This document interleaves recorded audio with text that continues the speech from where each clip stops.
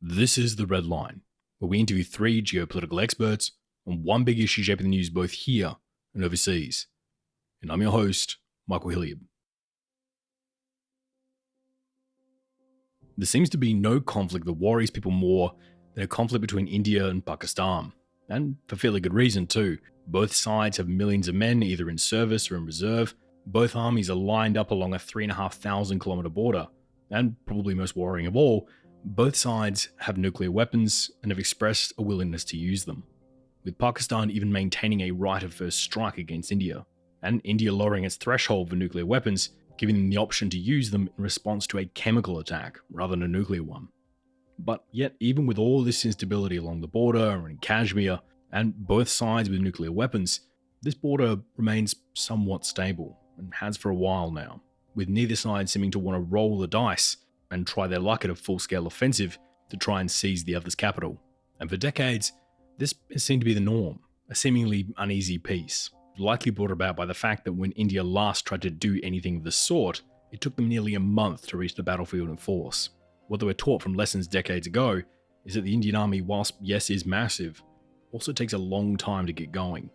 Because in the time it took them to get going, the outside powers had already put extraordinary pressure on India and Pakistan to pull back from escalation, making the entire point of having such a huge army largely superfluous. But since that point, time has passed, and the two have been running exercise after exercise to build upon the lessons they learned from that, with Pakistan mainly running exercises to see how they respond to large-scale internal uprisings in peripheral parts of the country, and India looking to see how quickly they could respond to both threats from China in the north or Pakistan in the west. And whilst this has been churning over in the background for years, a few weeks ago, India announced that it was planning to completely overhaul its doctrine and command structure, moving to a posture that would make it ready to defend any Pakistani incursion, whilst also giving it the capability of carrying out its own. After years of the status quo, India seemed to finally be actually preparing for what a war with Pakistan might look like. And to many, this set off alarm bells, with people asking the question, is India actually gearing up to solve the Pakistan question once and for all? Or is it just another classic Indian shuffling of the deck chairs? Will India's recent modernization program be enough to win the day regardless? Or is the money being spent in terrible ways after the country placed political goals above strategic ones? And does this new restructure by the Indian army mean that war's coming? Or is this just a long overdue catch-up by a country who feels increasingly surrounded on all sides? These are some of the questions we're going to be asking our panel today, trying to figure out what this restructure means for the Indian military and what impact it's likely to have going forward. And to help us understand the structure of the Indian military itself and what these changes mean, we turn to our first guest. Part 1, the three-front war. Is somewhat unique since it is facing real meaningful peer or near peer adversaries on both of its borders, while still also occasionally having to manage meaningful counterinsurgency missions within India. That would be a big challenge for any army, and India is no exception to that. Chris Clary is an associate professor of political science and international relations at the University of Albany, and a non-resident fellow at the Stimson Center, who specializes in US defense policy and the politics of South Asia. Previously, he was a Stanton Nuclear Security pre-doctrinal fellow at the RAND Corporation and an international relations fellow at the Council of Foreign Relations. He also served as the country director for South Asian Affairs in the Office of the Secretary of Defense, and was a research associate at the US Naval Postgraduate School in Monterey. And we're thrilled to have him on the program today. The Indian military both has continental challenges. It is sitting next to long land borders with its two peer and near peer adversaries in Pakistan and China. But also, India has an ocean with its name on it, and as a consequence, has naval security demands, which are meaningful and non-trivial. Additionally, the Indian Air Force has one of the largest set of modern aircraft of any U.S. partner today. So each of the three services within India have qualitative areas of excellence. All, to some extent, are underfunded given the demands that India faces as a security provider for itself and for the neighborhood. And the Indian Army, by virtue of its size, probably has outsized influence in inter-services debates within India. But the Air Force and the Navy do have meaningful influence in those internal debates. And there have been efforts to make India a more joint force over the last 20 years. So the Indian Army is currently undergoing a large modernization period, trying to revamp a lot of its old equipment and processes. And across the three services, billions of dollars have been allocated for these endeavors, but not equally. We're seeing 46% of the Air Force's budget go towards new equipment and modernization, and 51% of the Navy's budget. But when it comes to the Army, it's just an estimated 8.8% of the budget going towards modernization. Now, obviously, the Army's budget is the larger of the three services, but why would so little be set aside for modernization of their primary branch? The ratio of human and physical capital that has to go to each of the service branches is quite distinct. And the Indian Army still has real manpower needs that cannot be replaced by machines. The Indian Army has some of the most difficult borders in the world to patrol, and it is true that modern drone technology might make that easier, but to some extent, it is important to have people up there on those heights just to prevent Chinese or Pakistani forces from intruding. And that is something that is going to take personnel, and that means there's going to be extensive labor cost. And so the Indian Army's principal challenge is it has all these people it has to train and pay for. And then if they put in a full career, then it has to pay for their pensions. And that creates enormous demands on the Indian exchequer that to some extent is sort of the background condition that all Indian modernization debates are having to grapple with. When we take a look at Indian equipment, we can see that the Indian Army is still very reliant on outside partners for parts and equipment. And we can see this problem in action if we take a look at India's tanks. Of India's roughly 4,500 tanks currently in service, around 2,000 of them are a combination of Russian T-90s or the Indian variant, the T-90 Brishma. And around 2,500 of them are Russian T-72s or the Indian variant, the Ajaya Mk2, with only around 130-ish being the newer Indian-made Arzan tank. Now, if only around 130 as compared to 4,500 of their tanks are made in India, we can start to see some of the reliance the Indian Army still has on Russian military parts, all of which are much harder to get a hold of these days as Russia has a fairly immediate need for a lot of these parts at the moment. So why is India continuing to stay so reliant on Russian technology and Russian arms for its own army? Once you invest in large quantities of military hardware, that's going to be a slow transition, even if you've made a strategic decision to do so.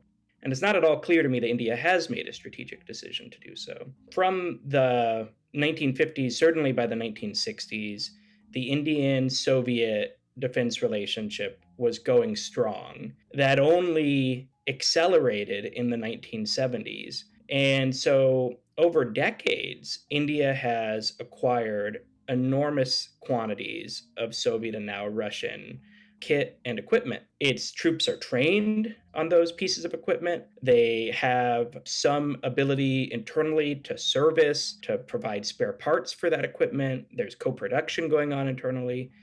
And, these modernization costs are real, and it's even more real if you were to decide to quickly shift the bulk of your force over to a new source of ground forces equipment. Tanks are not getting any cheaper, right? So the modernization costs, the replacement costs are going to be considerably more than the initial acquisition cost. And then additionally, the Indian Army has a bit of a personality crisis that it has to confront. In the 1980s, the Indian Army decided that two huge developments were going to take place. One, that India probably should develop overt nuclear weapons, and two, that it needed to have very large armored strike corps capable of landing sledgehammer blows against Pakistan. And one general, K. Sundarji, was sort of responsible for both of these intellectual developments and ushered in this era of an Indian army that had to deal with nuclear weapons, but also an Indian army that had these very large armored strike corps. And the problem is these two developments were inherently contradictory. You can't have large armored strike corps going to break your opponent in two if that opponent is developing nuclear weapons, because large armor columns bearing down into the central body of a state are exactly the sorts of threats that we think nuclear weapons might be good at deterring. And so that inherent tension has been a problem for the Indian Army for decades. It's why the Indian Army started to think about how it could fight limited wars from a cold start. And now, on top of the problem that you have all of these tanks that you can't use because you might inadvertently start a nuclear war, you also have a return to Sino-Indian enmity for the first time in decades. And those tanks, which are so good for driving around in the desert, even if they might cause a nuclear war, those tanks are not good at all for fighting a war in the Himalayas. So you have all of this equipment. You have to figure out how you're going to modernize. And the modernization needs you have require real internal deliberations about what sorts of wars are possible under the nuclear overhang and which opponent is the most likely source of a ground forces fight. And so all of those debates are happening. And while they are unresolved, you get a lot of inertia. And how has this over-reliance on Russia been impacted by the war in Ukraine? None of us know how long the Russian defense industrial base will be overstretched by the combination of demands on the battlefield in Ukraine combined with Western sanctions of various pieces of equipment and hardware that go into that equipment. I don't think any of us know what the effect of that will be 5 years from now, but it is the case that at least in the short run, it seems like there has been a slowdown in deliveries of certain types of equipment to India that is the outgrowth of those twin pressures on the Russian defense industrial base. But backing up, India found itself in a relationship of military dependence with Russia a bit by accident. It had tried to procure from the Western powers in the 50s and 60s, and those efforts were lackluster, sometimes for idiosyncratic reasons, because India wanted a piece of defense equipment that the West was not able to provide because of its own internal demands, or maybe because there wasn't a program of record that met Indian requirements. But once it got going, then you had this sort of overdependence on the Russian kit. And then Russia was willing, as a consequence, to provide things to India that India had trouble getting elsewhere, and certainly had trouble getting at equivalent cost. In part because of the nature of the Soviet economy, there were barter arrangements and other things that the Soviet Union is willing to do in continents that Western industrial powers weren't willing to do so. So India never liked being dependent on any one state. India doesn't want any state to have coercive leverage over it in any sphere, including the economic and military resupply sphere. And so India's desire is to push for a more multipolar world where it has alignments with many powers. And precisely because it has those options, no single power can exert great coercive leverage on it. And so, that's why when you look at the Indian procurement over the last 20 years, it is Russia heavy still, but the United States has went from very little to a meaningful amount. France, which has had a very long and enduring partnership with India, at least since the 1980s, has continued that partnership. The rest of the European states, the Brits, as well as other parts of the various European consortiums, continue to supply. And then Israel also supplies both as subsystems of other countries' equipment as well as its own large hardware. And all of that is designed, to the extent possible, to give India the ability to ignore the political demands of any other great power, because they know that if the US, for instance, were to put demands on India, that the US probably, under most circumstances, could not convince France and maybe Israel that those demands needed to be fulfilled. And certainly the US, under the current geopolitical climate, couldn't convince Moscow to go along with US coercive pressures. And you can flip the scenarios along multiple dimensions, and that still is a driving factor. And then that multi-alignment strategy goes at the exact same time as India desires to build up its own indigenous defense industrial base. And it's struggling with that, but that is the dream and the hope of every Indian politician, is that India doesn't have to send its hard currency overseas to buy stuff, but can instead employ Indian workers who are investing in Indian technology and human capital. Now, you mentioned that the Indian defense industry is currently experiencing some struggles reaching some of the goals they were hoping for, with SIPRI even recently penning a report stating that India no longer sits within the top 25 arms exporters in the world. So what is currently holding the Indian defense industry back from being a global arms exporter at the level they're hoping to be at? India, in comparison to China and Russia, the Indian economy just doesn't give it the same sort of manufacturing base that those on paper great power peers have. India, as the economy is modernizing, manufacturing has been a lagging sector compared to the service sector. And it's tough to have considerable excellence in defense hardware when you don't have excellence in other types of hardware anywhere else. Now, Russia obviously is able to do it, but it has this huge foundation from the Soviet overinvestment in defense industry that it's drawing from. There are cases where I think India should do a lot of introspection about why it can't keep up with Turkey, for example. I think that's an interesting question that's been kind of underexplored. My sense is Turkey has managed to embed itself in various supply chains that allowed it to have pockets of expertise that it then was able to turn around into meaningful hardware production. But India still is a laggard, and part of it may be that it relied on defense public sector undertakings for so many decades, and now has tried to bring in the private sector in a bigger way. But the private sector has been concerned about the returns on investment in defense compared to other opportunities that are capital intensive that the Indian private sector has, and has been a little reluctant, even though it has been moving in that direction in the last 5 or 10 years. So previously, India has based much of its equipment and defense structuring around the cold start doctrine. But to get a better idea about this concept and what it is, can you take us through how it works and how it shaped Indian defense planning over the years?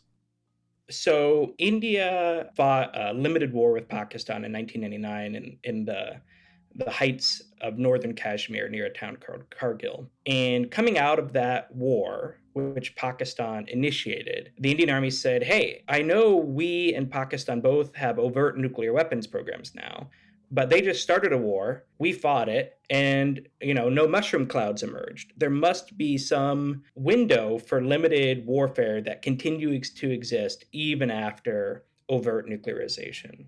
On December 13th, 2001, there was a terrorist attack on the Indian Parliament building in New Delhi.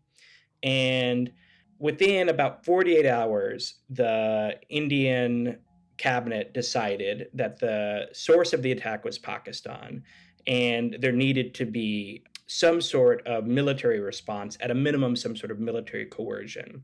And so it mobilized the Indian Army for the first time fully since 1971, since the war that created Bangladesh. So that mobilization took about 2 weeks. And by the end of December, the Indian Army chief is sort of talking publicly about how he is ready to go. But in that 2-week time period, the international community put considerable pressure on Pakistan to find ways to give India an exit strategy, and put pressure on India not to escalate despite the mobilization of its military.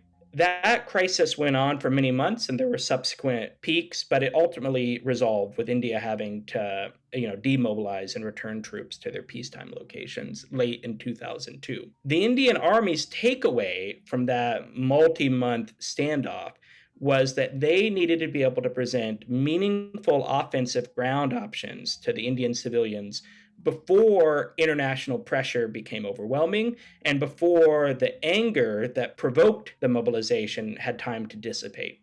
And so they argued internally and advocated for a policy that became known as cold start doctrine, the ability to begin offensive operations against Pakistan from a cold start within 72 hours of an order to do so, compared to the 2-week mobilization timeline that was observed in 2001. Now, internally, the Indian Army sometimes refers to these as proactive strategy options, but the basic premise is be able to take the battle to Pakistan using the forces that are already close to the border during peacetime, rather than having to wait until these larger corps are able to mobilize from the interior. The steps that would ideally be taken to do cold start well would involve a lot of forces being redeployed in peacetime to the border, and that would require additional cantonments and infrastructure to be built along the border. And that's very expensive, and that's not occurred to the extent that Indian Army planners might have desired.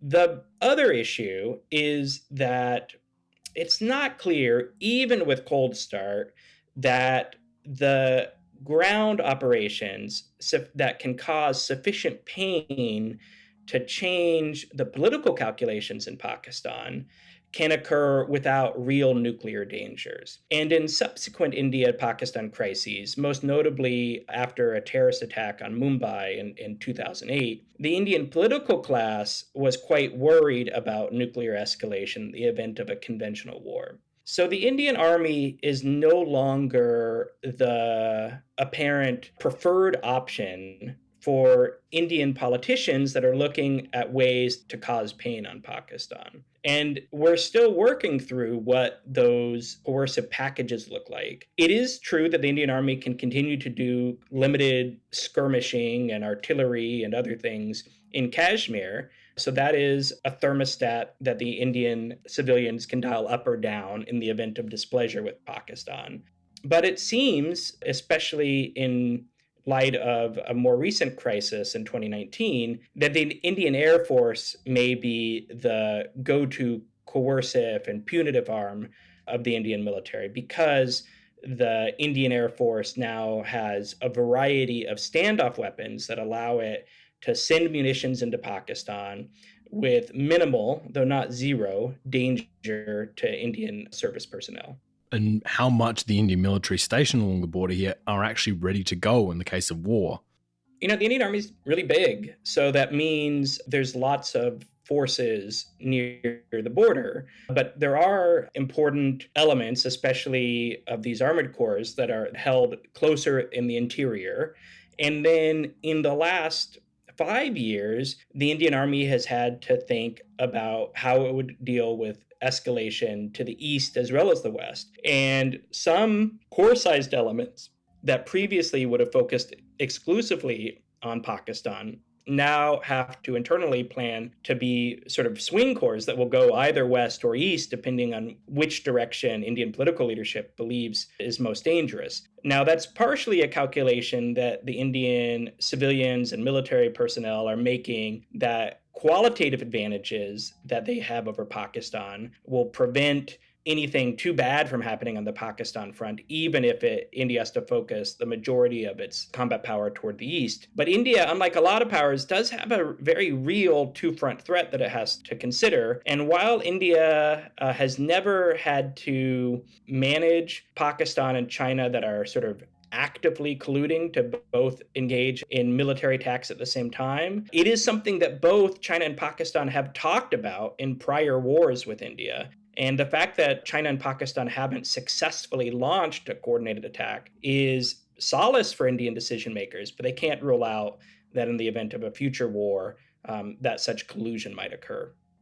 Now, with all this in mind, India has recently made a pretty big announcement regarding ITCs, or Integrated Theatre Commands. As it stands, the Indian military is split across 17 different commands, 7 for the Army, 7 for the Air Force, and 3 for the Navy. And because of this, there are some problems that have come up when it comes to interoperability, as who's in charge of what gets a bit blurry at times. Now, India has just announced the move to ITCs, the idea being one border, one force. In practice, what it means is that all forces on the Pakistan front would be under one command. All forces along the Chinese front would be under one command.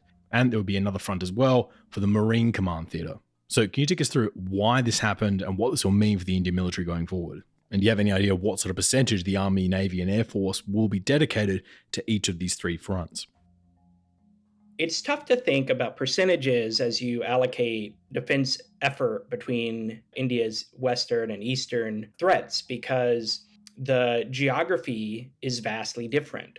And so it's not fully fungible. You might need considerably more rotary airlift to deal with problems in the east. You might need different types of artillery that you can transport via helicopter. You might need light infantry that can get to weird peaks, and not just any light infantry. You can't take light infantry from the plains and plop them up on the mountains. They'll die of altitude sickness. I mean, literally, this is a problem that India's had to confront in the past. So ultimately, resources are fungible. So over a decade or 2 decades, as they train up their effort, they can figure out how to allocate this sort of labor. But at the moment, India has this problem that it has mountainous terrain to deal with China on the east. It has some mountainous theaters that it has to think about for Pakistan. And then it has deserts and plains as well that are more amenable to armored warfare. And then in the backdrop, of course, the Air Force has flight times that can take it east as west just as easily.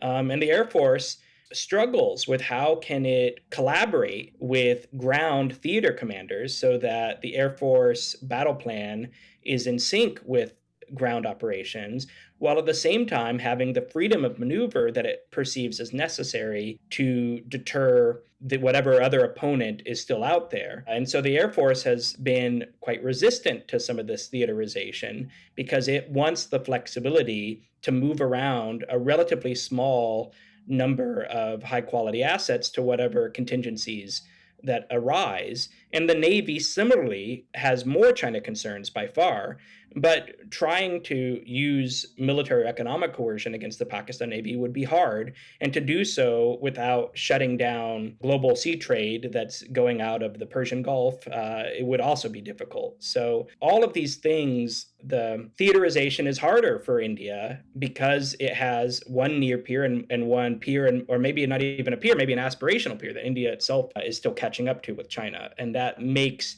it hard to divide assets. It's very different sort of problem than the United States faces because the expeditionary nature of U.S. forces and the lack of geographic contiguity of our adversaries makes theaterization much easier for the U.S. to imagine. And then as India has tried to implement it, they realize the importance of theaterization for jointness, but the practical aspects of theaterization in a context of defense resource constraints have proven difficult. And how do you see this playing out over the next few years? In your opinion, does this make war less or more likely in your view?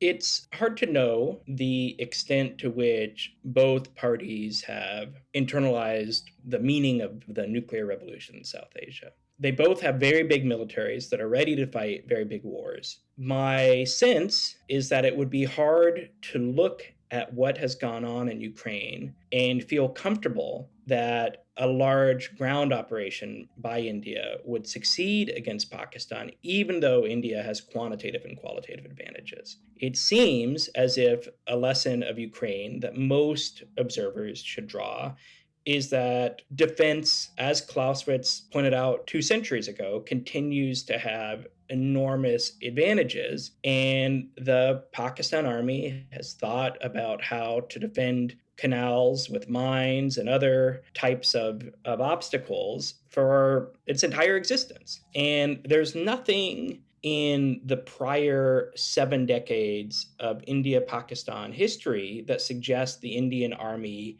can move with alacrity in dismantling those defenses in the West. And the Indian Army did, of course, achieve considerable successes in the East. So it is in this weird situation where you have hundreds of thousands of people that you pay every morning to fight a war that seems like it might not go very predictably, it may not proceed quickly, and could engender meaningful nuclear risks. I think that will push Indian decision makers to favor more limited punitive options, such as skirmishes along the border and standoff weapons, both those that are launched from the ground, like cruise missiles, as well as other types of standoff air-delivered weapons that we saw in the 2019 skirmishes. But when you have that many people facing each other, it might be tempting if a military campaign is going poorly for one or both sides to use all of those ground personnel as an attempt to gain an advantage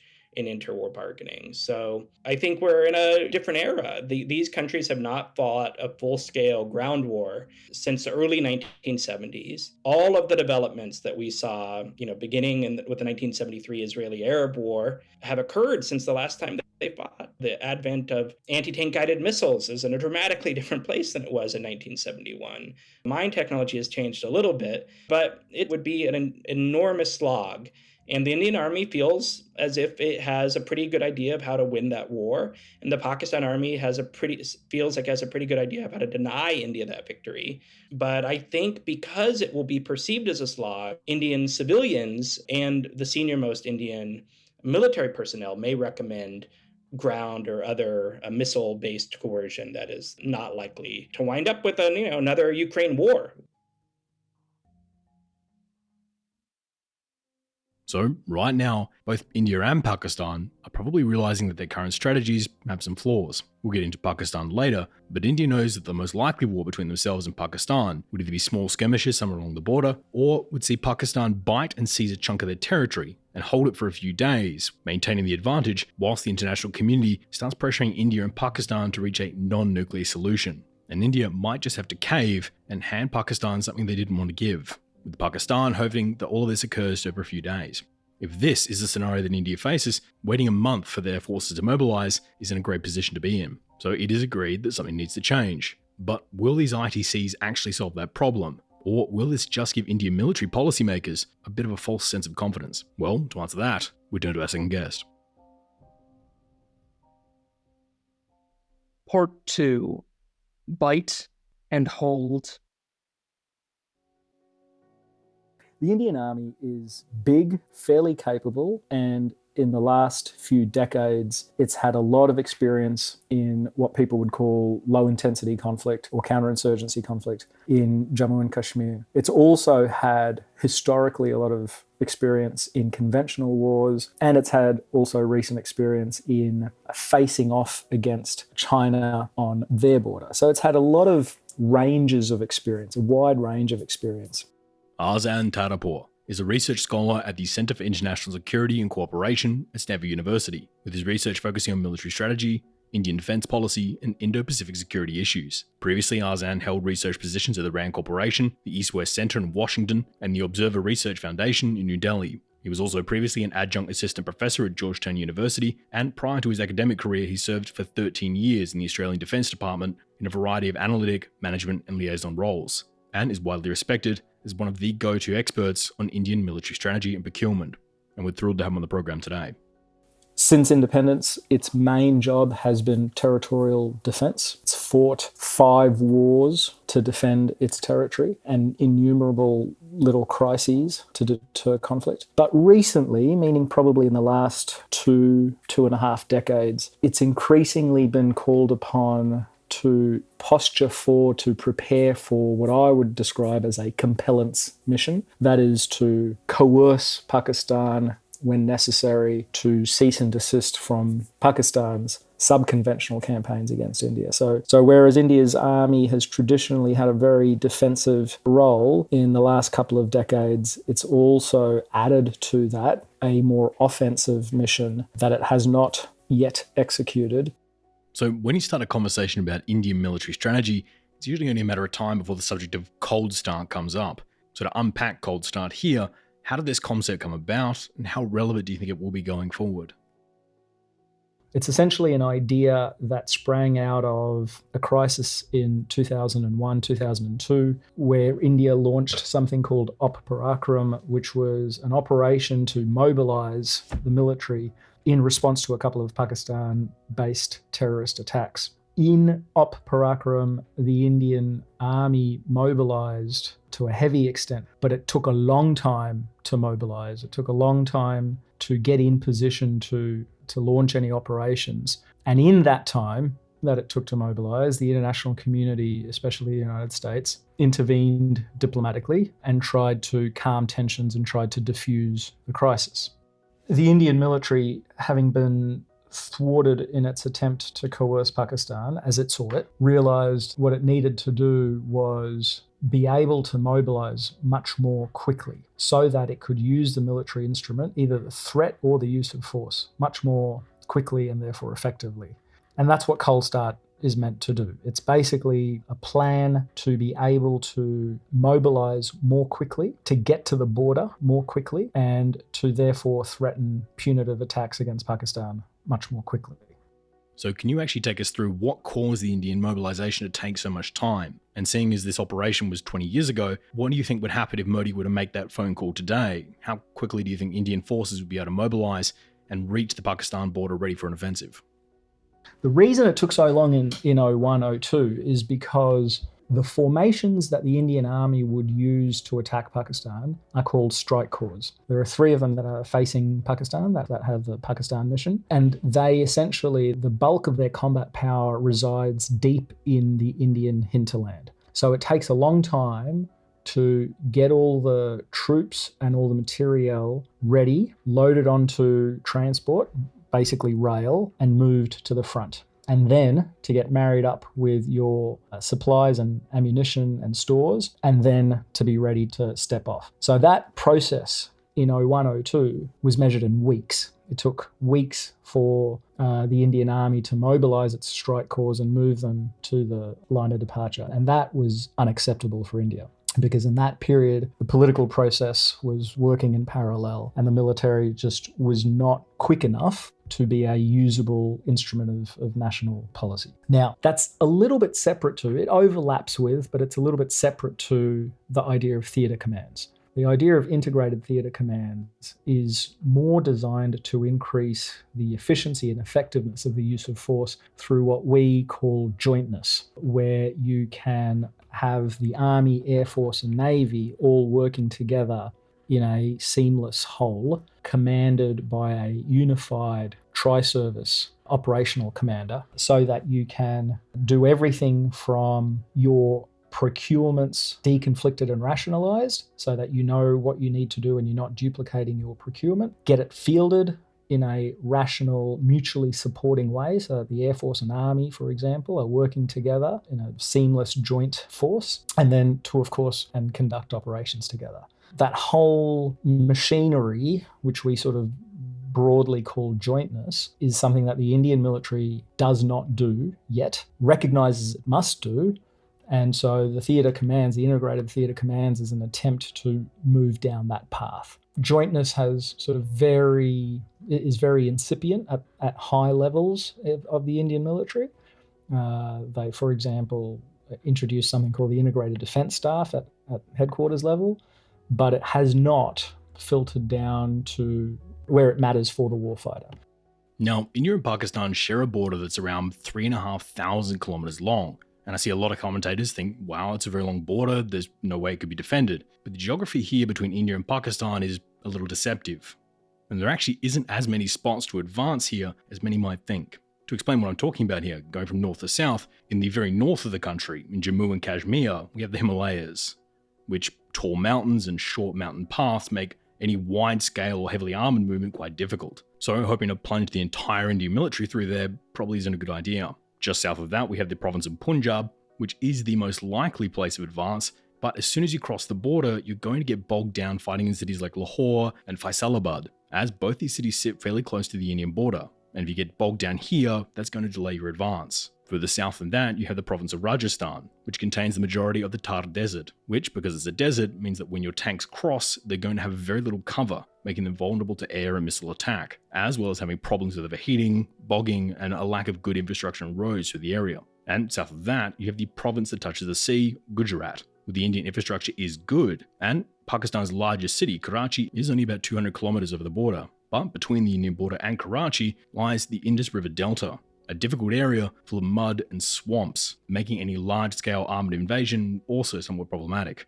All along this border there are better spots to advance out of India, but it's not like 3,500 kilometres worth.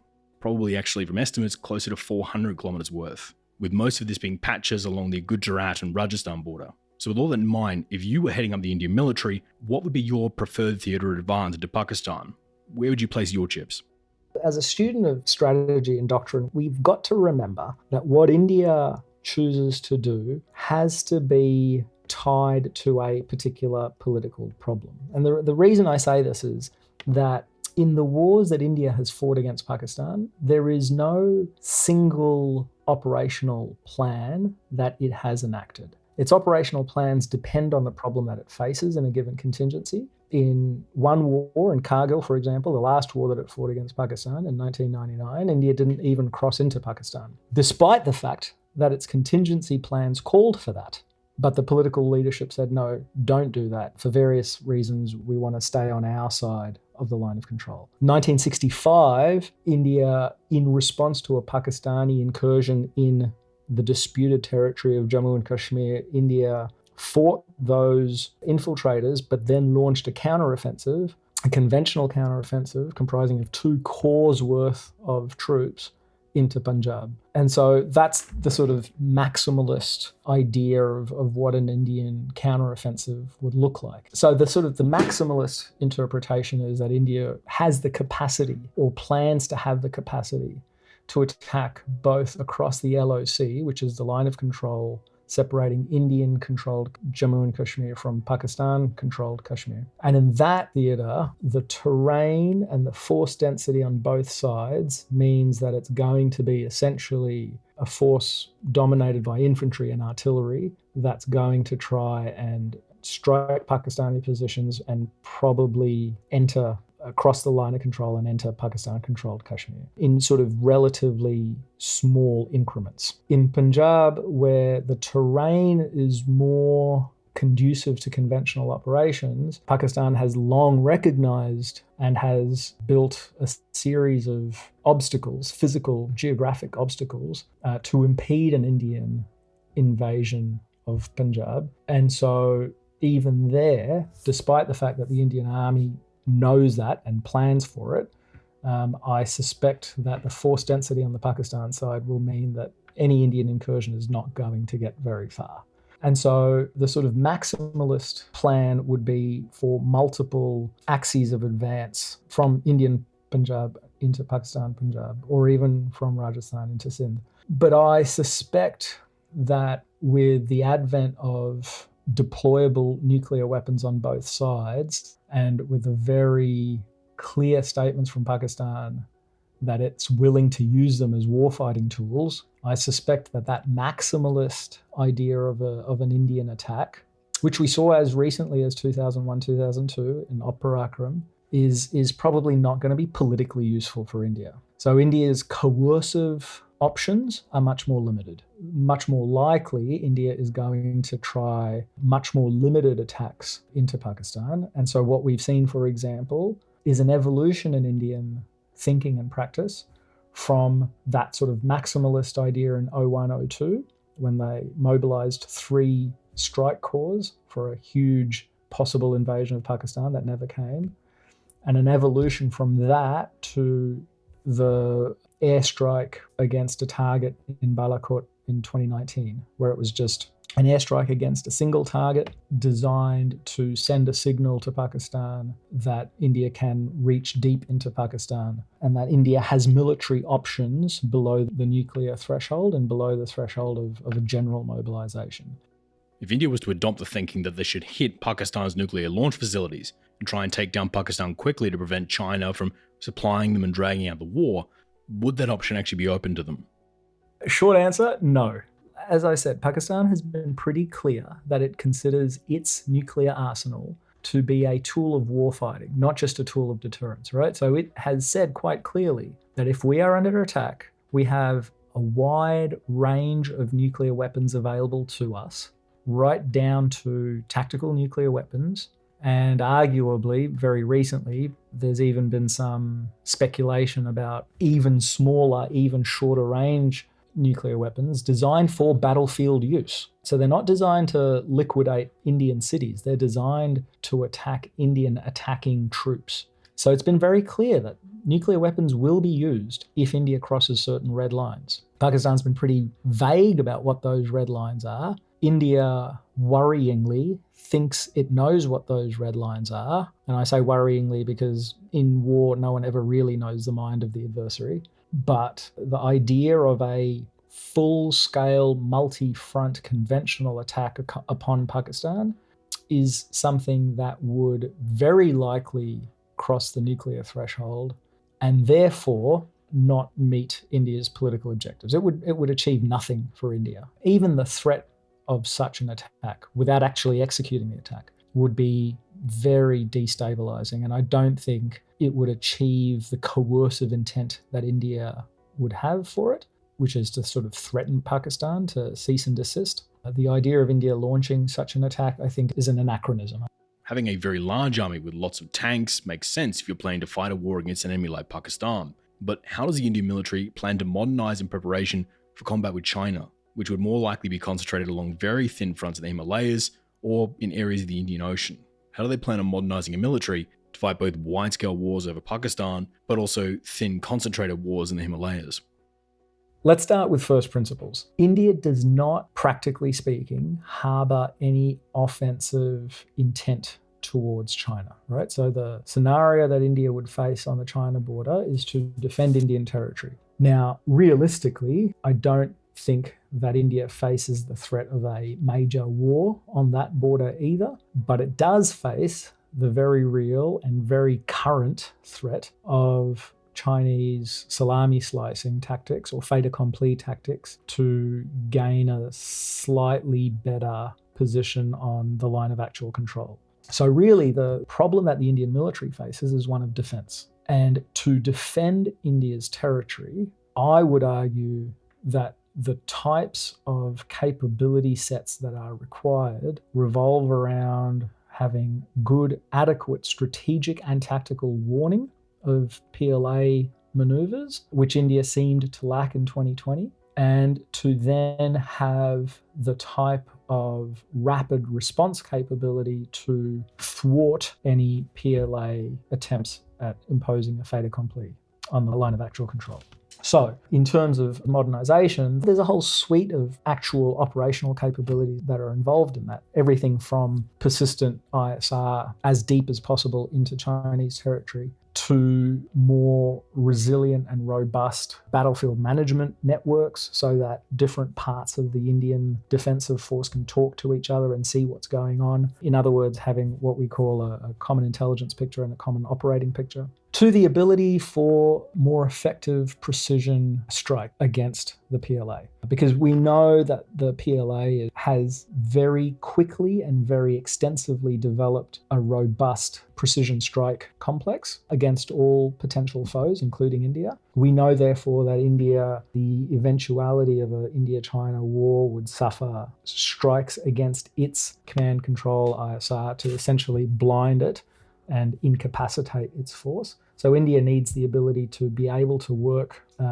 despite those types of attacks and to impose those types of attacks on the Chinese military, because the Chinese military does increasingly rely on those sorts of networks.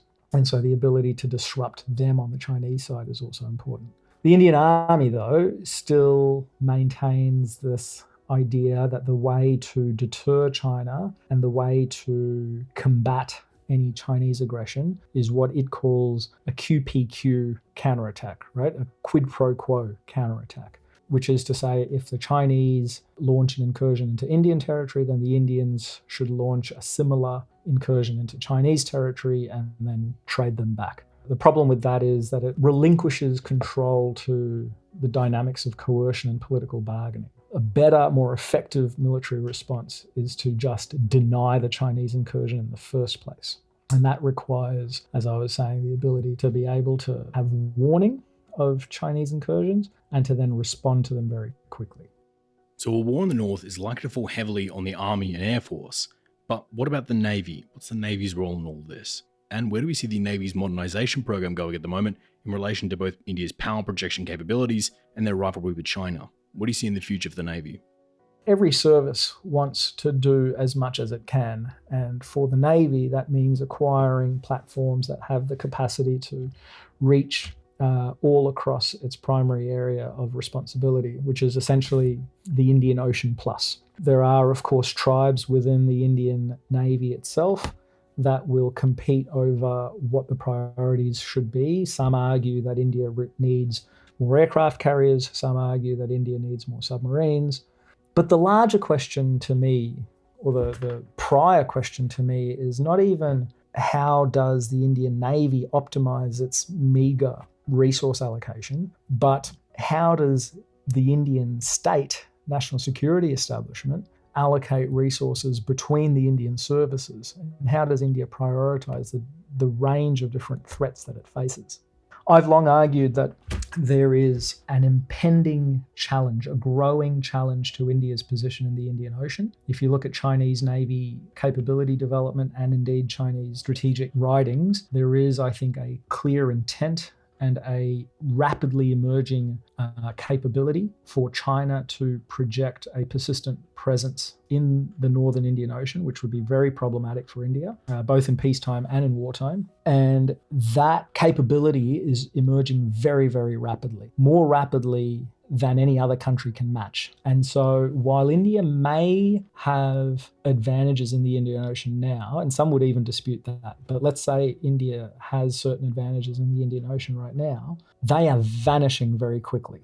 They are diminishing very quickly. And so I would argue that the emerging strategic threat facing India is a 360-degree threat all across the region where Indian interests are engaged. And it's been India's strategic gaze has for decades been fixed primarily on the western and increasingly on the northern border. And the Ladakh crisis beginning in 2020 has only reinforced that at the expense of India's ability to project power across the region and to modernize its force for the types of emerging military challenges that it will face in coming years.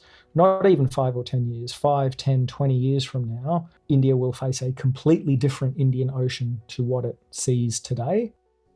Now, every military is currently watching the war in Ukraine very closely, and for India in particular, who's using a lot of the same equipment the Russians are, I'm sure they're watching it even closer than most. But what lessons do you think India will likely take away from the war in Ukraine, and how will it change their current planning? I think Ukraine is a real laboratory for the evolving character of war, and India should be looking at it. But early signs are, at least in the public, that there isn't a moment of crisis or frenetic learning from Ukraine. There's all public statements suggest that there is a pretty sanguine attitude about India's ability to use that same equipment that the Russians are using, but to use it more effectively. I would suggest that there are important lessons from Ukraine that India could learn and may be learning behind closed doors. And they are everything from, as the West has learned, the importance of having adequate war stocks, right? Having enough ammunition, especially for high intensity combat, to the role of niche emerging technologies, including startup sourced technologies drawn from the private sector. And I think the final sort of meta lesson is a lesson in the need for humility in our assessments of the enemy and our own capabilities. Right? No one expected the war to turn out the way it did on the eve of war. On the eve of the war, everyone had a certain idea how this war would look, and that has defied expectations. And in many different ways, the war has continued to defy our expectations. Ukraine's success, to the extent that it has had success so far, is thanks in large part to its readiness to adapt to the character of war. Russia's failures, to the extent that it has failed, are a result of its unwillingness to adapt. And so there is the meta lesson that we should not be so confident of what we think a war is going to look like before the war begins. And we should not be so sure of our own capabilities or so confident of our own abilities relative to our adversary. And that, I think, is the biggest lesson of Ukraine. So India's preparing for some sort of war, but currently doesn't know if there would be a prolonged skirmish limited to Jammu and Kashmir, or sort of a short, sharp battle in the mountains with China, or one right along the border with India and Pakistan. But whilst the military planners ponder the hypotheticals of battles, the political planners are also doing the same. Working out how far could India push Pakistan before they choose to either back down or escalate the war dramatically? How far does China's assistance for Pakistan extend? And would the international community be able to convince India to actually reach a peace settlement between themselves and Pakistan before an exchange turns nuclear, like Pakistan assumes? Well, to answer those questions, we'll turn to our final guest. Part 3. Deciding which fire to fight. Indian officials certainly would like the world to think that they have left Pakistan behind and their major focus is China. I don't think that that is entirely the case. So I just returned from India, and I actually did what I called a G-lock tour, a tour of one of the major ground lines of communication. I drove from the Punjab through Pathankot up to Srinagar and onward to Kargil.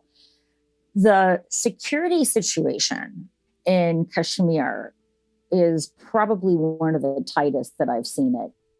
India doesn't publish the official numbers about how many forces are deployed, but this has been the largest security footprint that I've seen in Kashmir. And the first time I went to Kashmir was 1991. Now, there are many different forces that are stationed in Kashmir. You've got the 15th and you've got the 16th Corps, which are primarily focused upon Pakistan.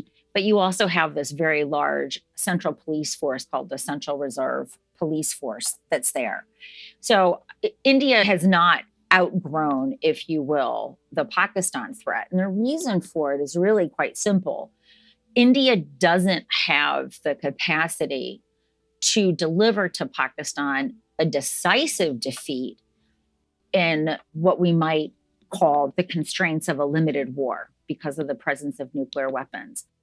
Christine Pham is a professor in the Peace and Security Studies program within Georgetown University's Edmund A. Walsh School of Foreign Service. She previously served as a senior political scientist with the RAND Corporation, a political officer with the United Nations Assistance Mission to Afghanistan in Kabul, and a senior research associate at the USIP Center for Conflict Analysis and Prevention. She has also served as a senior fellow at West Point's Combating Terrorism Center and a senior resident fellow at the Institute of Defense Studies and Analysis in New Delhi as a Reagan-Faskel Democracy Fellow. Her research primarily focuses on the political and military affairs of South Asia, and in doing so has written a number of widely published books and works focusing on the security dynamic in South Asia, and we're thrilled to have her on the program today.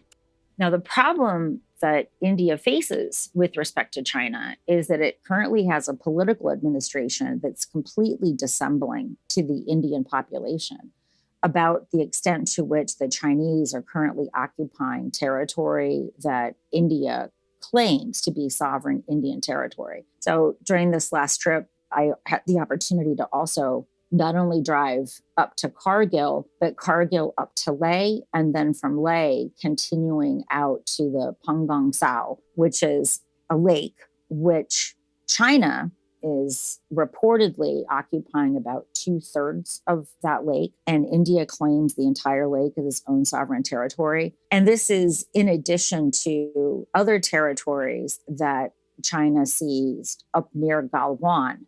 So from a military readiness point of view, India is in absolutely no position to take on China.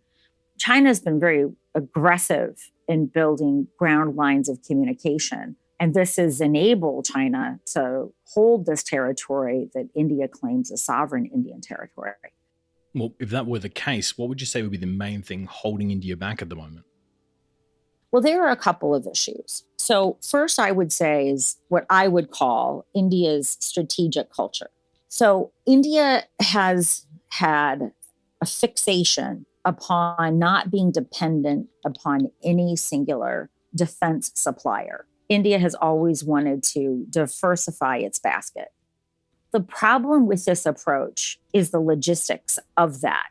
So if you look at any weapon system in India's inventory, whether we're looking at a medium-range multi-role combat aircraft, India has had anywhere between 7 to 9 very distinct platforms with different manufacturers.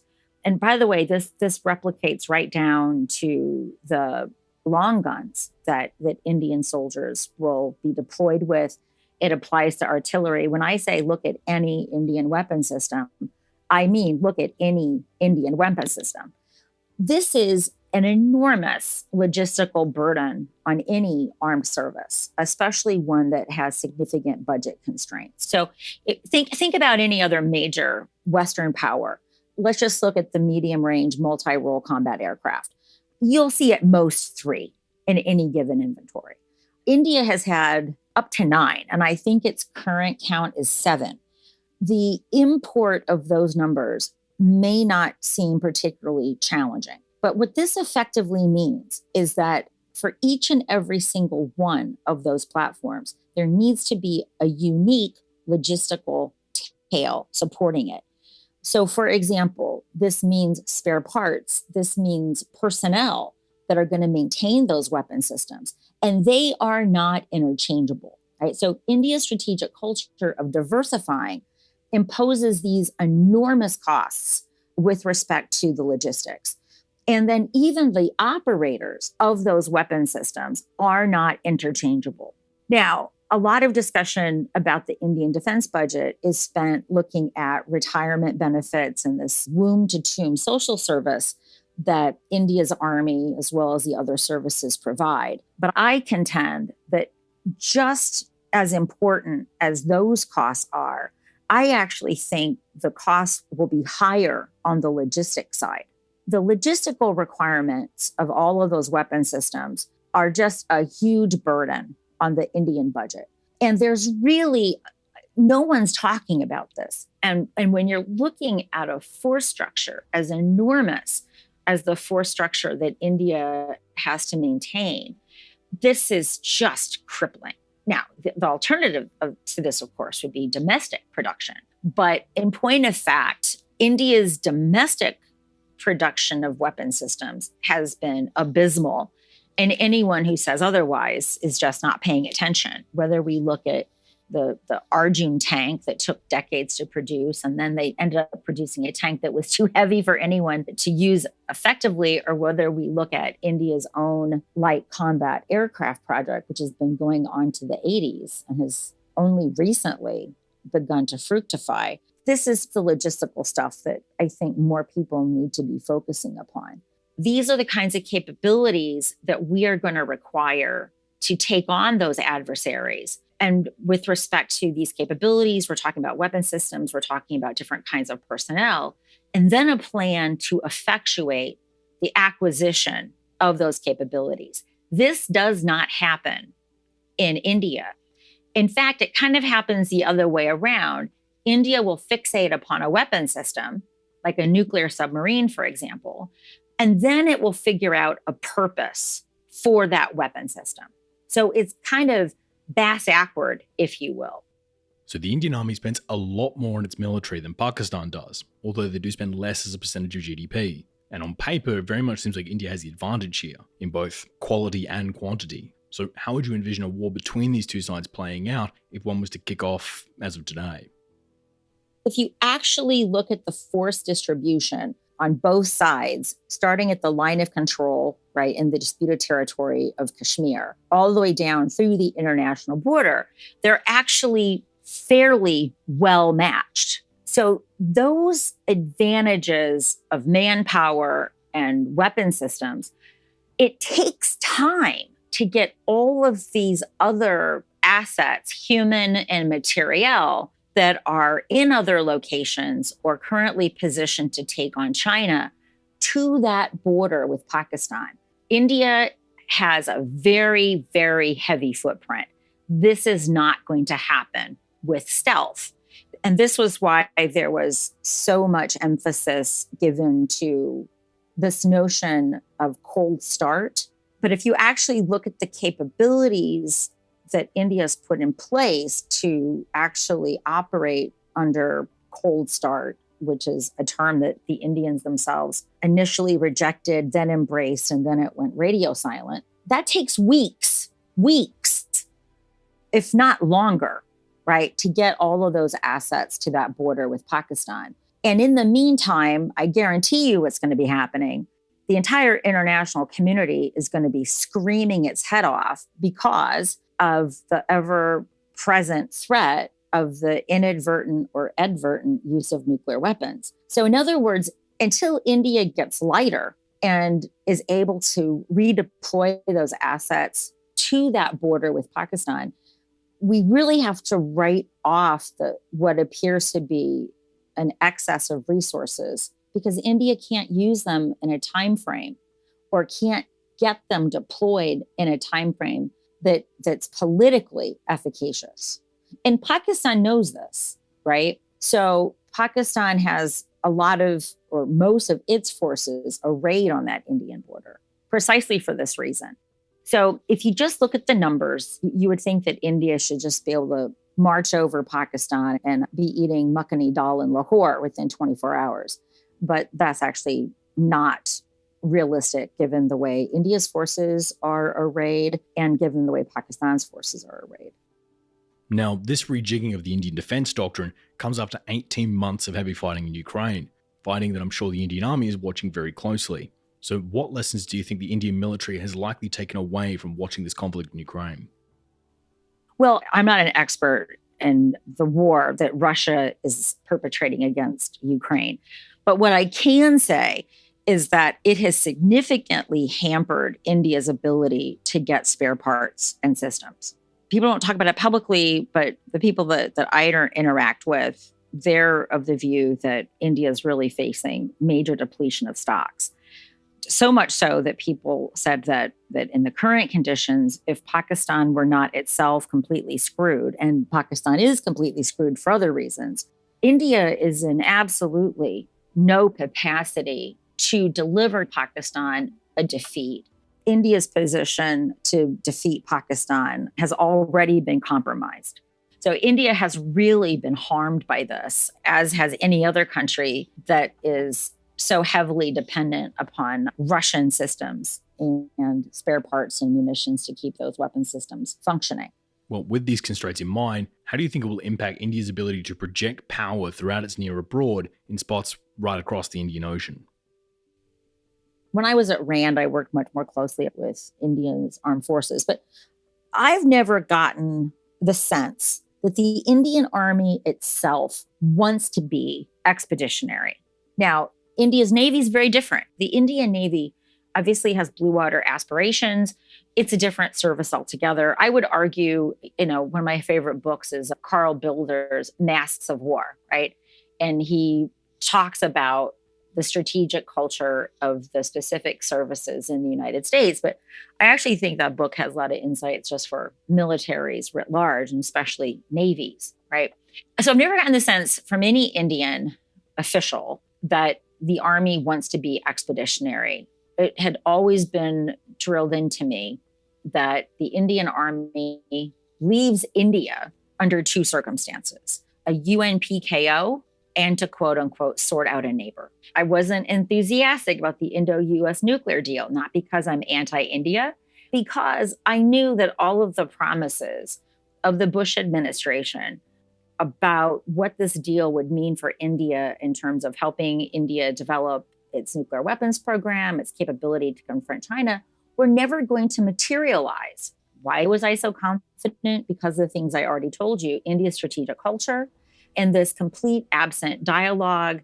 So every time you got this newbie coming in, India is going to be our partner in sorting out messes throughout the world, I just sit back, open a can of beer, and eat my ham sandwich, because I know that's never going to happen in any time frame that's relevant for the people who are listening to this. I think the closest India came to even consider leaving India without a UN mandate or to quote unquote sort out a neighbor actually came when Ambassador Blackwell was serving in New Delhi during the Iraq War. And I do remember interviewing Indian officials at the time. They themselves were actually quite excited about the prospect of going to Iraq. Repeatedly, what I heard was, if we went to Iraq, we would be the next Australia. Now, that's an interesting thing to say. You want to be the next Australia.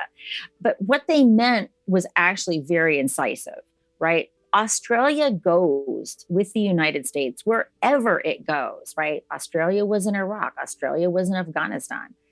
And when Australia goes to the Pentagon, Australia gets what it wants. So Indian military leadership with whom I spoke at the time understood that if they were to go to Iraq, it would be a game changer in terms of the Indian military's access to American weapon systems. What ultimately put the kibosh on that, apart from the fact that it was never a good idea for India to go to Iraq, it was India's political leadership, right? India's political leadership understood that that would have meant near certain death for the government at the time. So understanding the dynamic between these two nations, how likely do you think it is that a skirmish somewhere along the border between India and Pakistan would spiral out into a full nuclear exchange. Last year, India had an accidental launch, and that missile landed in Pakistan. Now, this is a really good example of when the Indians want to communicate with Pakistan, they can. India notified Pakistan, you've got an incoming missile. It was an accident. I mean, it's really kind of extraordinary that it happened at all, and that it even became public knowledge that it happened. So you can never write off those kinds of incidents during the fog of war. But both of these parties are rational, right? Pakistan essentially exploits the international fear of advertent or inadvertent nuclear escalation to its benefit, right? So historically, Pakistan knows that it is territorially unsatisfied, and it wants to revise the territorial position with respect to Kashmir. But it knows it has nuclear weapons it cannot use because, oh, by the way, India doesn't even need to retaliate with nuclear weapons, right, to completely destroy Pakistan in response to nuclear use. And I'll explain that in a minute. So it's got nuclear weapons it can't use. It has an army that can't defeat India. And so the strategy that Pakistan has long settled on has been asymmetric warfare under its nuclear umbrella. So that is to say, Pakistan dispatches terrorists to Kashmir or someplace else within India. Something terrible happens, like the Mumbai events for the 2008 multi-day siege of several buildings in Mumbai. And Pakistan basically hopes that the international community is going to restrain India, right? That way, Pakistan never has to fully bear the political consequences of its actions. And this has largely been the state of play, right? So Pakistan knows full well, by the way, that it doesn't have the option of truly using nuclear weapons. So the problem that Pakistan has is that the vast majority of its cores are all in the Punjab, right? There's the exception of the Karachi, Quetta, and Peshawar. But all of Pakistan's other cores, including its command structure, are all in the Punjab. Pakistan's industry is generally concentrated in the Punjab. So if you're looking at human capital, if you're looking at economic productivity, the vast majority of what makes Pakistan is the Punjab, right? So it's not hard to envision completely destroying the Punjab with conventional weapons, or for that matter, with nuclear weapons. The Pakistan army understands that if Punjab is destroyed, the country is destroyed, and it ceases to exist as an institution. If you just play this game out, I actually did this when I was teaching in Lahore many years ago. When I first asked the question, what if India moved across the international border and foreclosed one of the major north-south highways? Every student in the room says, we will nuke India. I said, okay, we're going to play this game. Let's just walk through the decision tree. By the way, guys, we're sitting here in Lahore. You're going to be the first to go. Do you still think Pakistan is going to use its nuclear weapons, right? Even 13-year-olds playing, India and Pakistan come to this conclusion. So I am actually very sanguine that nuclear weapons are not going to be used because they're ultimately rational players. The other situation is, this idea of mutually assured destruction doesn't exist. Pakistan does not have the capability of a splendid first strike in India. It simply doesn't. And as India's nuclear triad comes on board, in however many decades that may be, Pakistan's ability to deliver a splendid first strike becomes already asymptotically near to zero. It'll become even closer asymptotically to zero.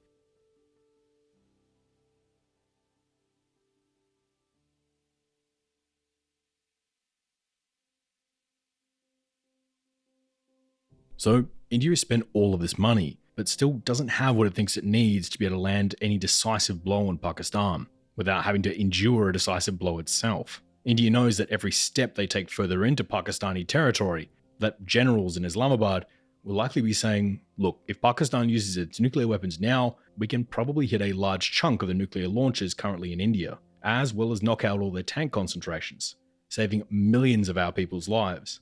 Which makes some sense, particularly when you understand that the other side is probably having that exact same conversation in their own bunkers as well. Now, I tend to have faith that the leaders of these countries would never go searching for nuclear war. After all, no one wants to see their country go through that.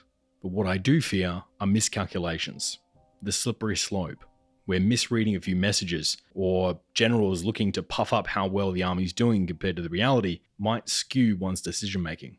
Now, recently we saw India hit Pakistan with a missile, what could have easily ended up escalating into something far, far worse. But thankfully, both sides were able to communicate and be rational about this, and pull back far before things escalated.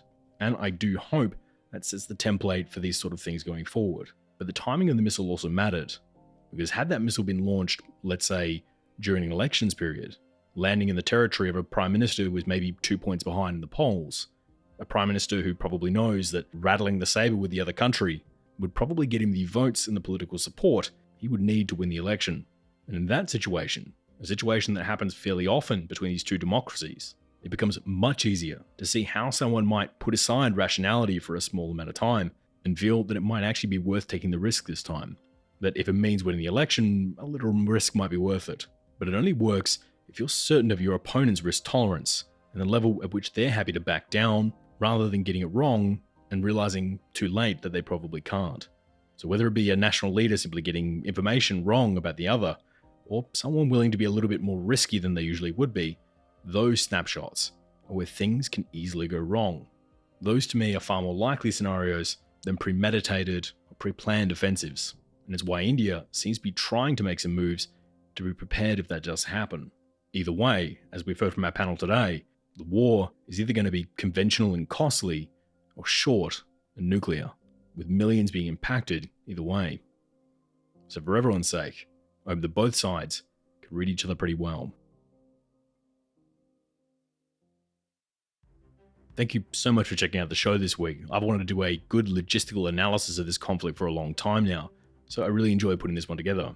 But it isn't the only thing I've been putting together this week, as I have a very special project I'm looking forward to announcing in a couple of weeks' time. Something I've wanted to do for a while, but I haven't had the resources to do it. So I'm looking forward to finally unveiling that one, but more information on that in 2 weeks' time. And if you want to be kept up to date when we do announce the details around that project, you can find all of the info on Twitter, Reddit, Instagram, Facebook, Discord, and TikTok on the handle @TheRedLinePod. Or if you're keen to follow me on Twitter, I'm on the handle @MikeHilliottOz. Oz is in Australia. This show is completely funded by our amazing Patreons, who donate a small amount of money each week to help myself and the team keep this going.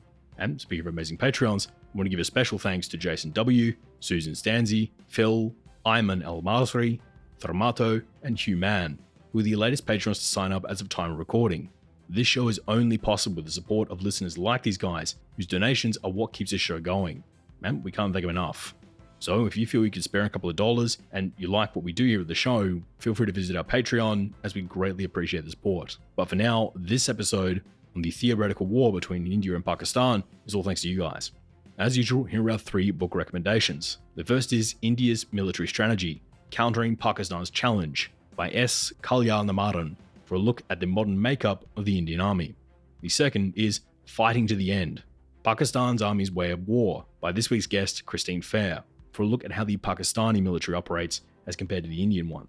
And the third is Monsoon, the Indian Ocean and the Future of American Power by friend of the show, Robert Kaplan, for a look at why this theatre is only becoming more and more important over time. I also want to thank this week's guests, Chris Clary, Arzan Tarapore, and Christine Fair. All of you were absolutely fantastic to have on this episode, and I couldn't think of a better panel to be covering this particular topic. I also want to thank my staff, starting with the primary researchers on this piece, those being Jemima Pentreath, Jamie Tanu, Raul Devanarayanan, and Genevieve Dolan-May. This was the start of a new cycle of episodes, which always means it's a pretty serious time crunch, and this team not only rose to the challenge, but absolutely smashed it, so props to them. In addition to these guys, I'd also like to thank the rest of my staff. That'd be Wade McCarr, the producer, Perry Grace, Daniela Zavella, Genevieve Dolan-May, Nate Ostiller, Nick McNally, Sean Cottelem, Isaac Gibbs, Ahmad Al-Ahmad, Andrew Garbery, Scott Misler-Ferguson, Jemima Pentreath and Robbie Sutton, our research assistants and writers, Jamie Tanu, our media director, Raul Devanarayanan, our OSINT analyst, Francis Leach, our director of breaking news, Mark Spencer, our second voiceover artist, Jonah Gunn, our production assistant, Ross Crabtree, our media advisor, Joe Hawthorne, our audio cleaner, Marissa Rafter, our videographer, and Nick Much, our field correspondent. I say it every week, but it is the most amazing team you could possibly ask for, and I cannot thank them enough for all their help and support here at the show. The Red Line will be back in another fortnight with another international episode. But until then, thank you for listening, and good night. The views and opinions expressed in this episode are solely those of Michael, our guests, and the Red Line podcast. They do not represent any government or organization and are solely our own. For more information, please visit theredlinepodcast.com.